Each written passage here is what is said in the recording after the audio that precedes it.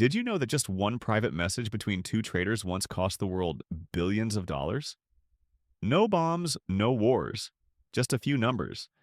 And yet, those numbers touched every mortgage, every student loan, every piece of your financial future. This was the biggest financial crime you've probably never heard of, the LIBOR manipulation scandal.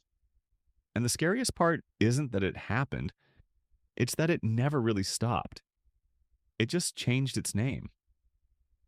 Now imagine we're sitting across from each other, a warm cup of coffee between us, and I tell you something that sounds almost impossible.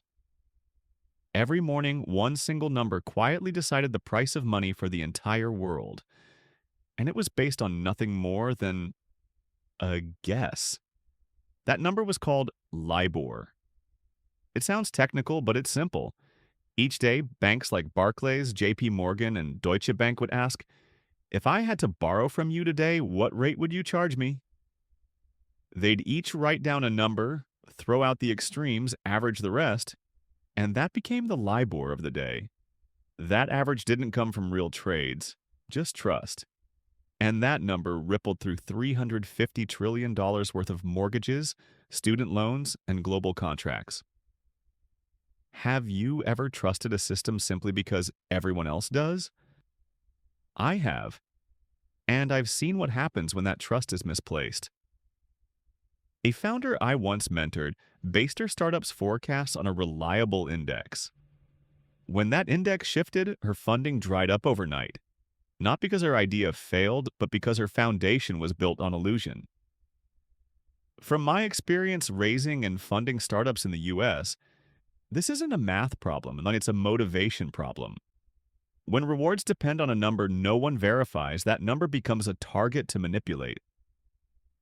Behavioral science even has a name for it: Goodhart's Law. When a measure becomes a target, it stops being a good measure. A tiny tweak, 0.01%, and billions shift hands across pensions, mortgages, entire economies. So what's the lesson? Before you build a model, raise capital, or trust a market standard, ask, where does this number really come from? Transparency isn't a moral luxury. It's the bridge that keeps you from falling. Now, picture this like a movie scene. A trader in London texts his colleague, calm, casual, like ordering coffee.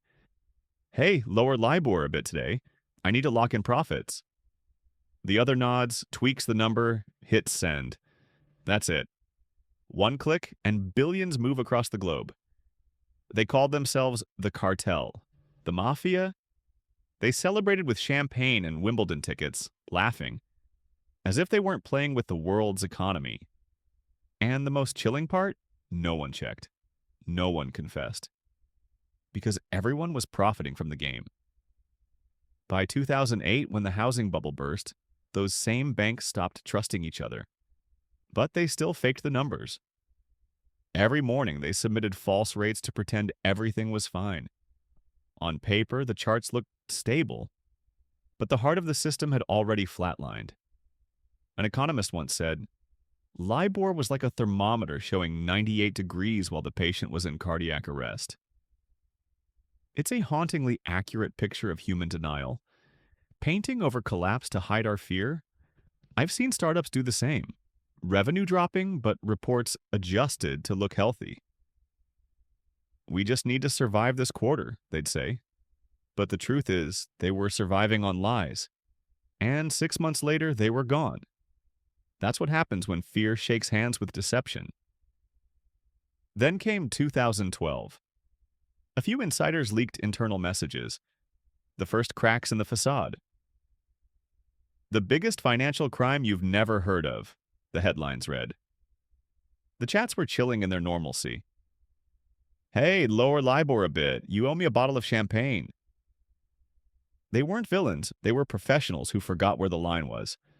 Barclays, UBS, JP Morgan, Citigroup, Deutsche Bank all fined nearly $9 billion. Sounds big, right?